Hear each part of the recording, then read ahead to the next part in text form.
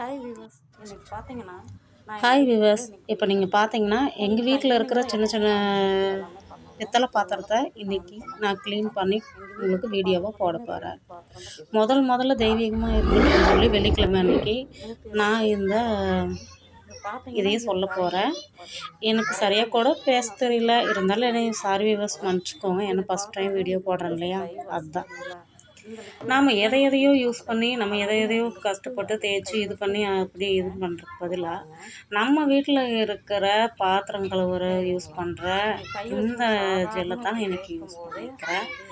இது பார்த்திங்கன்னா நான் கொண்டு வரங்கிட்ட வாங்கினது தான். ஒரு 2 சொட்டு தான் ஊற்றுனா அது கையில் தேய்ச்சாலே நம்மளுக்கு போயிடுங்க. இப்போ பாருங்கள், நான் கழுவி எடுத்துகிட்டு வந்துட்டேன். சிம்பிளாக முதல்ல நீங்கள் பார்த்துருப்பீங்க வீடியோ எப்படி இருந்திருக்கும், விளக்குமோ அதுவும். இப்போ நான் பளிச்சுன்னு அதை கழுவி எடுத்துகிட்டு வந்துட்டேன். அவ்வளோதாங்க. நம்ம இதையும் போட்டு தேய்க்கணும்னு அவசியம் இல்லை. நம்ம வீட்டில் இருக்கிற பொருளை வச்சு நம்ம பித்தளை பாத்திரத்தை பளிச்சுன்னு வைக்கிறாங்க. நீங்கள் இந்த ப்ராடக்டை வாங்கி யூஸ் பண்ணி பாருங்கள். ஸ்கை வாஷ் தான் இதுங்க.